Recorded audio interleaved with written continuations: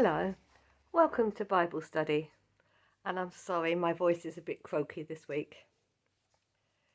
In chapter 20 of Jeremiah, we read that the priest in charge of the temple had Jeremiah whipped and put in the stocks. The religious and political leaders tried to silence Jeremiah. And in chapter 26, we read that the priests and prophets incited the people to attack Jeremiah as he was prophesying in the temple. The officials rushed over from the palace to prevent a riot and to hear the case properly. They heard the accusations and then listened to Jeremiah's defense. Jeremiah must have felt very alone, but he bravely repeated what he had said. It turned out he was not completely alone.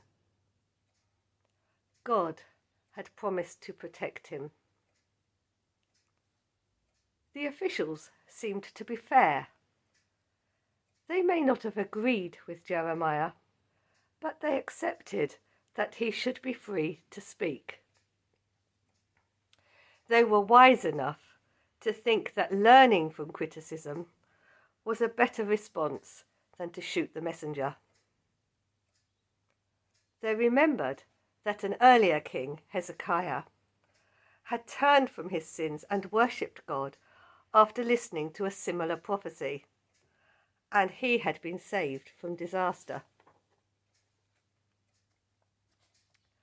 Ahikam, the son of Shaphan, stood up for Jeremiah and persuaded the court not to turn him over to the mob to be killed.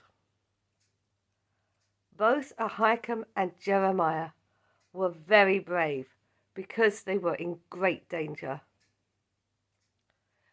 We realize how brave they were when we read about the fate of another prophet, Uriah, who also was predicting the same terrible disaster for the country. King Jehoiakim ordered his execution, even pursuing him to Egypt and having him dragged back so that he could personally kill him. It was often a prophet's job to say uncomfortable things people didn't want to hear. Sometimes that's necessary. The doctor has to tell you the diagnosis of cancer before he can advise you on the treatment. It's often not easy to listen to these things, but we need to listen. We need to learn things from each other.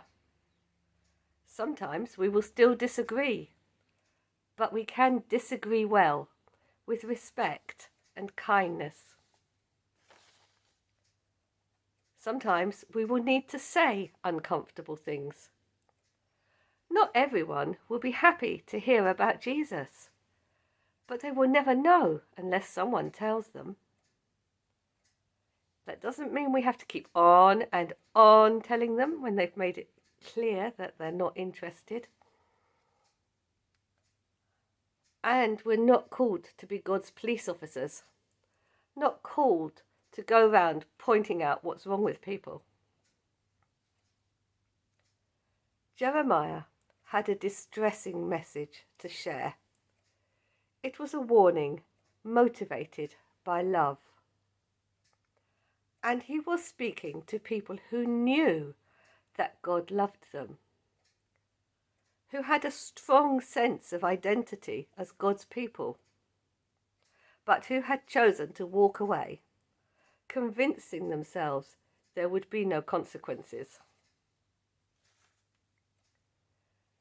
There are lots of people who don't know how much God loves them, that he loves them enough to die for them, to give them life and forgiveness. That is good news we have to share. Some things are more important to talk about than others. Throughout history, and still today, many Christians have got in trouble, suffering for believing in Jesus. Facing opposition or even persecution for worshipping together, for sharing the good news, for challenging injustice, for believing the Bible. Back in the 1930s, Winston Churchill was another Jeremiah, warning about the threat of Hitler's Nazi Germany. He was told to shut up. It wasn't what people wanted to hear. They desperately wanted peace. But they couldn't avoid war by not listening. Today, with algorithms that select what we would like to hear, with cancel culture and no platforming of people whose views are considered distasteful or upsetting, with the outrage of social media, are we in danger of silencing the voices we don't want to hear? But to disagree is not the same as to disrespect. To state a belief is not the same as to incite hatred for those who differ. Sometimes we need to be brave enough to speak, and sometimes we need to be brave enough to listen. Thank you for listening. Bye.